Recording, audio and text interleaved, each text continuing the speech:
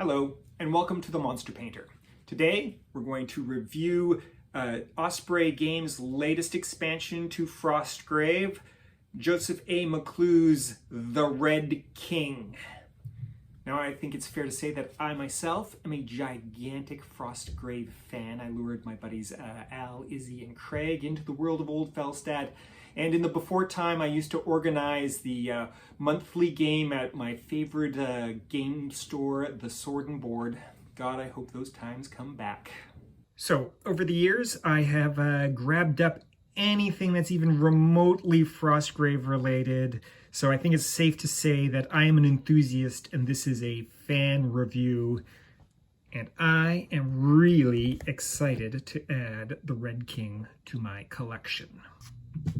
Osprey is a serious publisher, and Osprey Games, their whole line I find of blue books, they put on a really good quality blue binding, which is important because if this game is any good, it's going to be passed around from ham-handed wargamer to greasy-fingered wargamer, and it's going to have to hold together.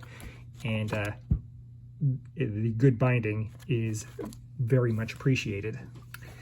Now, a good game is going to have some good illustrations, and a rumor has done a magnificent job of it.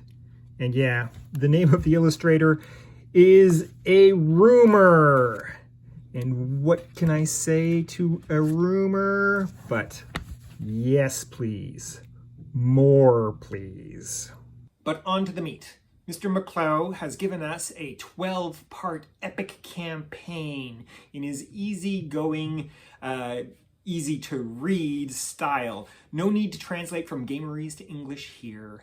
And this campaign is so cinematic, it's broken up into acts.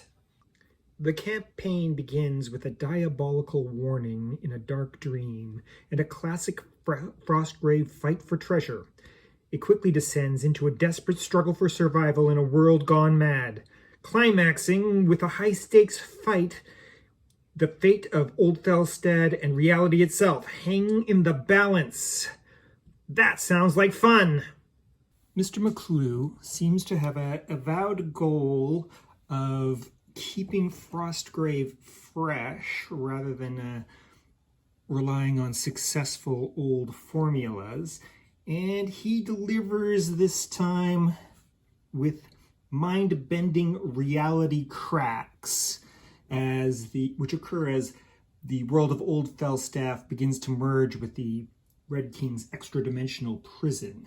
Now don't worry, this does not involve any four-dimensional geometry, but rather requires the use of some string to divide up the battlefield into different zones with various effects during the course of the campaign. And it does definitely liven up the game and conveys the sense of two incompatible realities merging.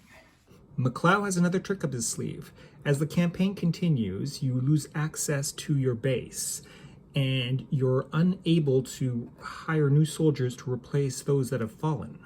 Instead, as the motley residents of Old Felstad flee the collapsing reality, you become a ragged warband and are able to roll on a random table to replace fallen soldiers, giving you the opportunity to include such creatures in your warband as snow trolls, the bizarre foulhorn, and even vampires.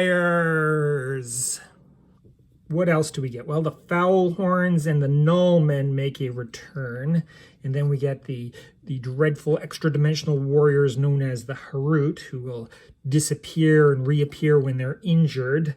But we also get the Red King's heavies, who pull some boss monster action, and of course, more excitingly, there is a ton of new treasures, including strange and powerful magical artifacts which represent as much danger as they do opportunity. So that's the Red King, folks. If you're a longtime player of Frostgrave like me, this little book will definitely liven things up and keep Frostgrave fresh.